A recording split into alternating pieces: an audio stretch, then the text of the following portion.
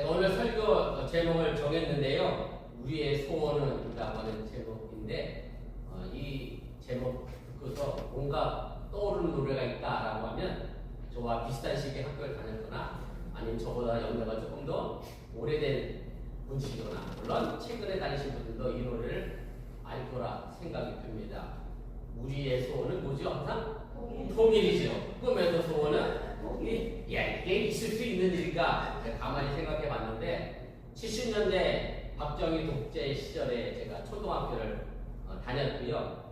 참 그때 이 노래 참 많이 불렀던 것 같고 우리의 소원은 통일, 꿈에서 소원은 통일. 어찌 생각해 보면 의식을 갖지 못한 어린 시절부터 주입식으로 좀 새겨놓은 그런 노래가 아닌가 생각을 하게 됩니다. 그리고 또 지금 생각해 보면 내가 정말 원하는 소원도 아니고 내 피부에 와닿지도 않는 노래를 부르면서 정부가 통일을 위하여 국민들의 희생을 억지로 강요한 것은 아니었는가라고 하는 의구심을 가지게 됩니다. 말 그대로 어린 시절에 저는 여러 가지 소원이 있었습니다. 아마 저와 비슷한 소원을 가지고 계셨던 분이 있을 거라 생각이 드는데 저는 이런 세 가지 좀 생각해 봤습니다. 첫째는 투명망도 하나 있으면 좋겠다는 소원을 가졌던 적이 있습니다. 천진난만하죠. 남이 날 못 보면 얼마나 재밌을까 이런 생각을 했던 적이 있고요. 또 하나는 알라딘 램프 같은 거 하나 있으면 좋겠다라는 생각도 했고 또 도깨비 방망이처럼 금 나와라 뚝딱 금 나와라 뚝딱 하는 그런 방맹이도 하나 있었으면 좋겠다라고 하는 소원을 가진 적이 있습니다. 물론 지금은 이런 소원을 제가 갖고 있지를 않습니다. 제가 이미 말씀드렸던 것처럼 어린 시절 소원이고요. 지금은 이것이 소원이 아니라 그저 망상이 지나지 않는다는 것을 제가 너무나 잘 알고 있기 때문에 그렇습니다. 어찌 생각해보면 제가 어린 시절 가졌던 순수한 마음이 사라졌다라고 말할 수도 있겠습니다만은 제가 생각하기에는 순수한 마음이 사라졌다기보다는 지금 어른이 돼서 현실을 인식하고 또 성숙한 어른으로서 가져야 될 소원이 아니기 때문에 더 이상 갖지 않게 된 것이 더 옳은 말이 아닌가 그런 생각을 제가 해보게 됩니다. 사실 이것은 우리 신앙생활에도 그대로 적용이 됩니다. 무슨 말씀인가 하면 초신자가 가지고 있는 하나님께 대한 소원과 성숙한 성도가 하나님께 대한 소원은 분명 다르다라고 하는 그런 말씀입니다.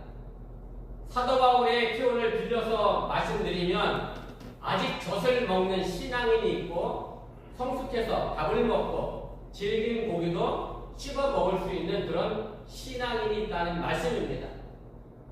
지금도 우리는 하나님을 향하여 많은 소원을 가지고 있습니다. 제가 여러분들의 가정을 신방하면서 기도 제목을 써달라 그렇게 부탁을 드렸고 기도 제목을 써놓으신 것을 제게 내놓고 함께 기도했습니다. 어찌 보면 기도 제목이 우리의 소원이라고 해도 틀린 말이 아닙니다. 그리고 여러분들이 가지고 있는 그 기도 제목은 저절로 이루어지는 것이 아니라 내가 기도한 만큼 우리의 노력도 들어가야 그 기도 제목, 그 소원이 그대로 이루어진다고 하는 사실 또한 여러분들이 잊지 마시기를 바랍니다. 그래서 제가 드리고 싶은 말씀은 하나님을 향하여 초보적인 소원을 가지고 있다는 것이 잘못이 아니라 우리가 신앙인으로서 가져야 할 다른 소원이 과연 무엇인가를 생각해 볼 필요가 있다는 그런 말씀입니다. 현대를 살아가다 보면 이것저것 필요한 것이 많이 있습니다. 그런데 그 필요한 것들의 대부분은 돈이 있으면 해결되는 것들이 많이 있습니다. 그래서 이것저것 걱정할 것 없이 뭐만 걱정하면 되냐면 돈만 걱정하면 거의 모든 문제가 해결됩니다. 그렇다고 해서 모든 문제가 돈이 해결한다라는 것은 결코 아니니까 여러분들이 오해 없으시기를 바랍니다. 이런 원리와 마찬가지로 우리가 하나님을 향한 소원에도 비슷한 원리가 작동을 합니다. 무슨 말씀인가 하면 내가 하나님 안에서 올바른 소원을 가지고 있다라고 하면 세상적인 것들은 자연스럽게 해결될 수 있다는 그런 말씀입니다. 근데 예수님이 마태복음 6장 33절에 이런 말씀을 하십니다. 그런즉 너희는 먼저 그의 나라와 그의 의를 구하라. 그리하면 이 모든 것을 너희에게 더하시리라. 하나님의 나라와 하나님의 의를 구하는 사람에게는 하나님이 세상의 것들을 책임져 주시겠다고 약속하신 말씀이고, 이 근본적인 문제가 해결되면 세상적인 문제 또한 해결된다라고 하는 사실을 여러분들이 믿으시기를 바랍니다. 자, 그럼 오늘 본문 속에서 우리가 가져야 될 소원이 과연 무엇인지 좀 질문을 던져보시고, 예수님 안에서 여러분들을 통하여 하나님이 이루고자 하는 아름다운 소원을 또한 가질 수 있기를 주님의 이름으로 축원을 드립니다. 오늘 우리가 읽은 본문 말씀에 보면 예수님께서 예루살렘에 들어가 십자가에 달려 돌아가시기 바로 전에 예리고에서 거지이며 앞을 보지 못하는 시각장애인 바디메오를 고쳐주시는 그런 이적 이야기로 소개가 되고 있습니다. 근데 여기서 여러분들이 알아야 할 것이 있는데, 이 바디메오가 이름이 아니라는 사실입니다. 한글 성경에는 그냥 디모데의 아들 바디메오 이렇게 되어 있습니다만, 영어 성경 보면 가로치고 디모데의 아들이라고 이렇게 되어 있어요. 왜 그러냐면, 바는 무슨 뜻이냐면 헬라어로 아들이라고 하는 뜻입니다. 그럼 디메오는 뭐예요? 아버지 이름입니다. 그래서 바디메오는 디모의 아들이란 뜻이지, 그 거지가 갖고 있는 본명은 결코 아니라고 하는 사실 또한 여러분 상식적으로 좀 기억해 두시면 좋겠습니다. 그러니까 오늘 본문에 등장하는 이 거지 시각장애인은 말 그대로 이름도 없는, 별 볼 일 없는 그런 사람이었다라고 하는 말씀입니다.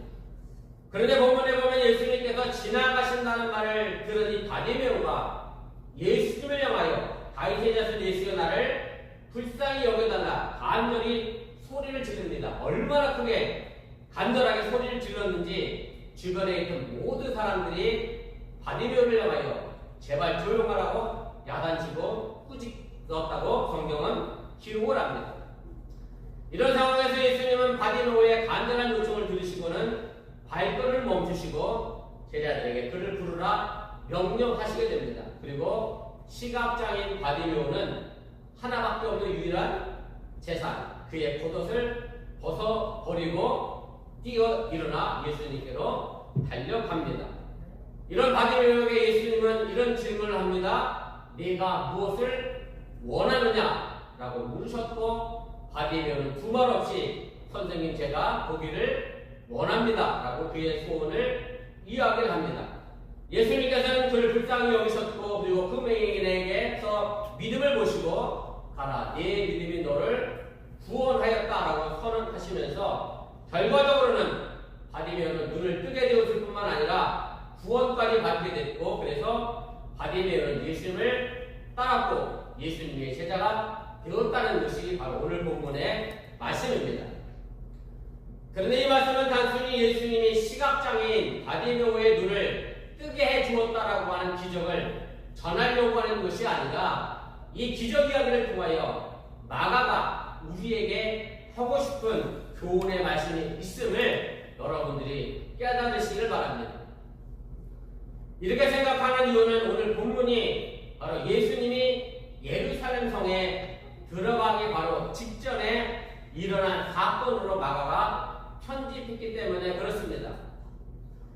예수님의 사역은 크게 둘로 나눠집니다. 일반적으로 예수님의 공적인 생애를 3년 사셨다라고 그렇게 알려져 있지요. 그리고 대부분의 사역은 어디 지역에서 예수님이 활동하시냐면 갈릴리 지역에서 대부분 거의 3년 11개월쯤은 갈릴리에서 생활하시고, 나머지 한 2년 11개월이구나.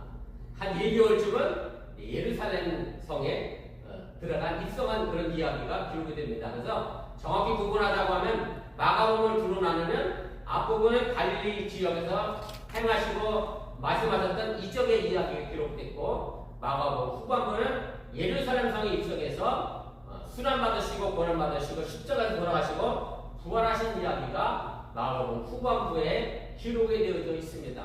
마가복음이 16장으로 되어 있기 때문에 사실 10장은 후반부에 속해져 있고요. 그래서 예수님이 오늘 바디메오를 문제를 고치신 그 이적 사건 바로 다음 장이죠. 11장 1절은 이렇게 시작을 해요. 그들이 예루살렘 가까이 와서 감난산 벳바게와 베다니에 이르렀을 때에, 그래서 예수님이 예루살렘 바로 앞까지 당도하셨음을 마가복음 저자는 이야기를 하게 됩니다. 이런 점 때문에 오늘 본문의 말씀은 단순한 기적의 이야기가 아니라 마가복음을 읽는 우리에게 어떤 교훈을 주기 위하여 일부러 이 이야기를 이 부분에 기록했다라고 보아도 틀리지 않다는 그런 말씀입니다. 그렇다고 하면 마가가 이 바디메오의 기적을 통해서 우리에게 교훈하려고 하는 메시지가 과연 무엇일까? 이 질문에 대한 답을 얻기 위해서는 우리가 이 이야기를 끝을 맺고 있는 마가복음 10장 전체의 내용을 살펴볼 필요가 있습니다. 먼저 마가복음 10장 앞부분인데요. 17절 이하의 말씀을 보면 부자 청년의 이야기가 나옵니다. 그런데 이 부자 청년의 이야기와 10장 맨 뒤에 나온 바디메오의 이적 이야기와 과연 어떤 연관이 있겠느냐라고 하는 그런 말씀입니다. 앞을 보지 못하는 거짓 바디메오는 길에서 예수님을 만나 고침을 받고 예수님을 따르는 제자가 됩니다.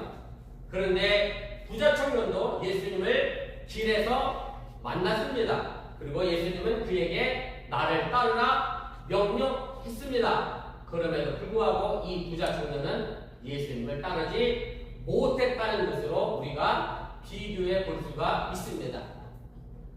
거짓 바디메오나 부자 청년 모두 예수님께 소원을 가지고 있었습니다. 거짓 바디메오는 눈을 뜨기를 원했고 부자 청년은 영생을 얻는 길을 알고 싶어서 예수님께 질문했습니다. 두 사람 모두가 예수님께 소원을 말했다는 점에서 비슷하게 출발을 했습니다. 그러나 거짓 바디메오는 예수님을 통하여 눈을 뜬 후에 모든 것을 버리고 예수님을 기꺼이 따랐는데 부자 청년은 예수님의 말씀을 들은 후에 근심하며 예수님을 떠나 버렸다라고 하는 큰 차이점을 우리가 발견하게 됩니다. 다시 말씀드리면 마가복음 저자는 이 두 이야기를 배교시키면서 나를 따르라는 예수의 말씀을 듣고도 따르지 않았던 부자 청년과 나를 따르라는 명령을 받지 않았음에도 불구하고 눈을 뜬 후에 스스로 예수님을 따랐던 거짓 바디메오를 비교시킴으로 해서 누가 예수님의 참된 제자임을 보여주려고 했다는 말씀입니다. 바로 이 부분에서 누가 과연 예수님의 제자일까 하는 생각을 우리가 생각해 봐야 하고 어떤 모습이 예수님이 원하시는 제자의 모습일까를 더불어 생각해 봐야 한다는 그런 말씀입니다. 우선은 예수님의 제자가 되어 예수님을 따른다는 것이 어떤 사회적 지위와 명예와 물질과 관련된 것이 아님을 알아야 합니다. 이 부자 청년이 아무리 영생을 얻기 원하는 마음이 있더라도 예수님을 따르는 제자가 될 수 없었던 것이고 반대로 가진 것이 없고 몸이 불편할지라도 진정으로 눈을 뜨기를 원하는 사람이라고 하면 비전을 받기 원하는 사람이라고 하면 예수님을 따르는 제자가 될 수 있다는 사실을 여러분들이 믿으시기를 바랍니다. 두 번째로 생각해 봐야 할 것은 내가 예수님과 온전히 하나 되어지는 것이 예수님을 따르는 제자의 삶의 모습이라고 하는 사실입니다. 요한계시록 3장 16절에 보면 예수님이 이런 말씀을 하십니다. 내가 이같이 미지근하여 뜨겁지도 아니하고 차지도 아니하니 내 입에서 너를 토하여 버리리라. 우리는 과연 이 말씀을 제대로 이해하고 알고 있는지 생각해 볼 필요가 있습니다. 여러분들이 음식을 먹고 무엇을 토할까를 생각해 보면 이 의미는 쉽게 파악되고 알게 됩니다. 이곳에 계신 분들뿐만 아니라 모든 사람이 마찬가지인데 토하는 것은 전부 뭘 토할까요? 뭘 토해요? 여러분 뭘 토해내세요? 음식 먹고? 너무 어려운 질문을 했구나 제가. 뭘 토하냐면 결국 위에서 소화되지 않고 남아있는 것을 토해내게 됩니다. 소화돼서 장으로 내려가는 건 토해낼 재주가 없습니다. 위에 소화되지 않은 것들을 우리가 토해냅니다. 체하는 게 그런 거잖아요. 체행은 위에 걸려서, 그렇죠? 이비살이 엉터리 한의학처럼 하면 안 되죠. 이게 체익한 얘기는 이게 더 이상 소화가 안 돼서 음식이 여기 걸려있다고 하는 얘기고, 그래서 토해내게 됩니다. 이런 측면에서 생각해보면 요한계시록 3장 16절에서 예수님으로부터 토해진 사람들은 결국 예수님에 의하여 소화되지 않는 사람들이 예수님께 토해지는 사람들이 된다고 해도 틀리지가 않습니다. 소화라고 하는 것은 결국 사가 없어지는 겁니다. 우리의 생각과 마음과 욕심이 예수님께 소화되어지면 이 모든 것은 사라지고 예수님에게 흡수되어 예수님이 되어진다고 하는 사실을 여러분들이 믿으시기를 바랍니다. 여러분들이 고기를 먹는다고 하면 가정에 보시기를 바랍니다. 어서 뭐라 그랬지? 최 목사님 어서 오죠? 어디 최 목사님이 고기 사주셔서 먹었는데 어서 오세요 그지? 뭐 어서 오세요 그지? 아무튼 우리 건지사님도 어제 일을 하셨었다고 제가 뭐 어서 오세요인지 뭐 어서 오십시오인지 갔다 왔는데요. 엄청 비싼 고기를 제가 먹고 왔는데 그 고기 먹고 소화가 안 되면 그 비싼 고기는 제게 아무런 유익이 없습니다. 비싼 고기 아니라도 싼 고기 먹어서도 소화돼서 내 몸에 근육에 단백질을 제공할 때 그게 내게 유익이 된다라고 하는 얘기입니다. 우리는 그리스도 안에 있습니다. 그러나 우리가 그리스도 안에 마냥 머물러 있다라고 하면 우리는 내 모습 그대로 존재하게 된다라고 하는 얘기고, 내 모습 그대로 존재하면 예수님으로부터 우리는 토해질 수밖에 없다는 사실을 여러분들이 기억하시기를 바랍니다. 내가 예수 안에 있다는 말은 내가 가진 모든 것을 완전히 녹여 예수님께 스며들어 나는 없어지고 예수만 남게 되는 진정 예수 안에 있는 삶이라고 하는 사실을 여러분들이 믿으시기를 바랍니다. 그래서 이 이야기는 그 다음 본문과 연결이 됩니다. 바로 야고보와 요한의 형제 이야기입니다. 이 말씀은 오늘 읽은 본문과 서로 연결이 되어 있습니다. 다시 말씀드리면 오늘 본문의 말씀인 바디메오를 고치신 사건 바로 위에 야고보와 요한의 이야기가 기록됐고, 야고보와 요한이 하늘의 영광의 자리를 요구하는 이야기가 바로 본문 바로 앞에 기록이 됩니다. 육체적으로 예수님을 따랐던 제자들이라 하더라도 눈이 먼 맹인일 수 있고, 눈이 먼 맹인이라도 눈을 뜨고 비전을 가질 때 예수님의 진정한 제자가 될 수 있다라고 하는 이 말이 바로 이 두 제자가 요구했던 것과 서로 비교하여 우리에게 가르쳐 주고 있다는 그런 말씀입니다. 마가 이론으로는 다음과 같은 본문을 비교하는 가운데 분명히 드러나게 됩니다. 야고보와 요한이 예수님 앞에 나왔을 때 예수님이 그들에게 이렇게 질문하죠. 너희에게 무엇을 하여 주기를 원하느냐라고 물으십니다. 거짓 바디로에게 예수님께 물었던 질문과 똑같은 질문을 하고 계십니다. 이 똑같은 질문이 이 두 이야기를 서로 연결시켜주는 중요한 역할을 하고 있다는 사실입니다. 거의 똑같은 질문이 그들에게 주어졌는데 그들의 대답은 서로 상당히 다르게 나타나는 것을 우리가 주목해 볼 필요가 있습니다. 야고보와 요한은 너희에게 내가 무엇을 하여 주기를 원하느냐는 예수님의 질문에 대하여 37절에 이렇게 대답을 합니다. 여짜오되 주의 영광 중에서 우리를 하나는 주의 우편에 하나는 좌편에 앉게 하여 주옵소서. 이 두 제자는 예수님이 영광의 자리에, 다시 말하면 로마를 물리치고 이스라엘의 왕이 됐을 때에 그 옆자리를 자기에게 달라, 흔한 말로 자의정, 위정 시켜달라, 그렇게 요구했다. 특별한 지위와 특권을 원했다는 그런 말씀입니다.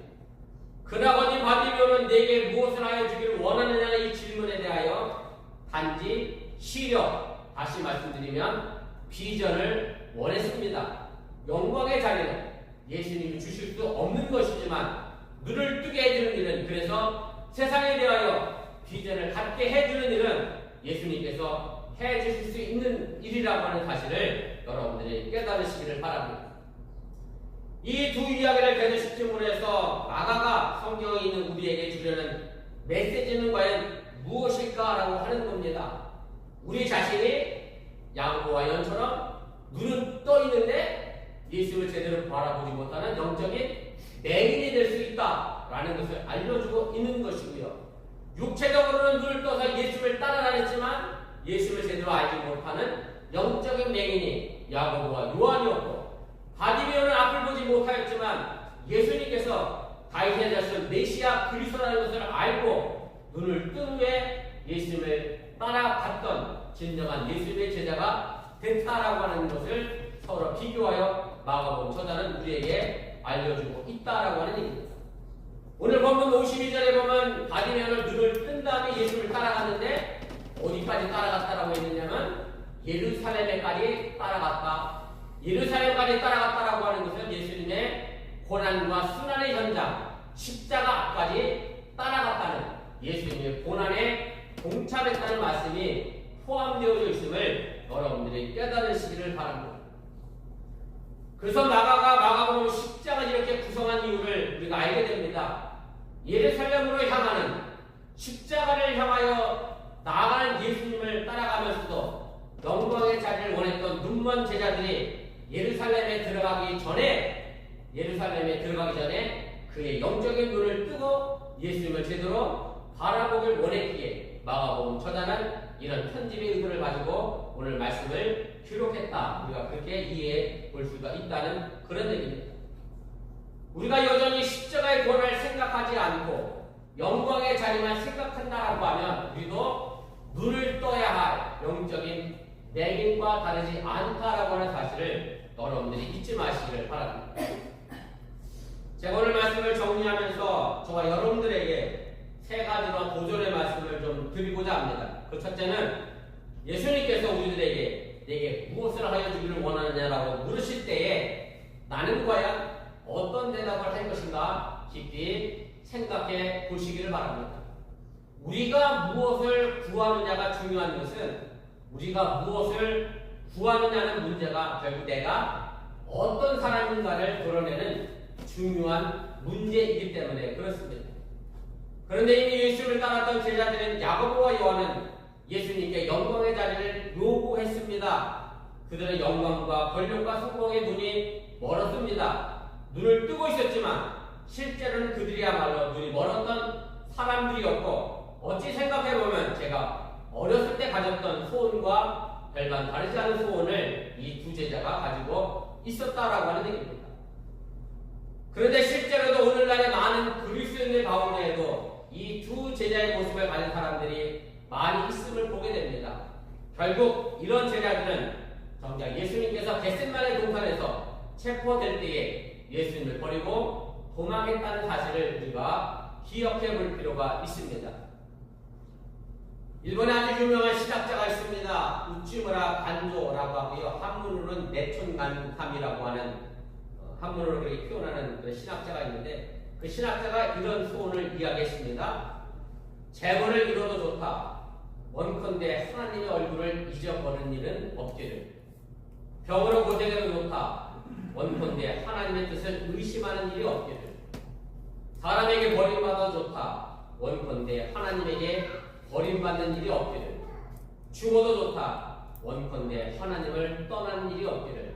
하나님은 나의 모든 것이다. 하나님을 믿으면 나의 모든 것을 잃는다.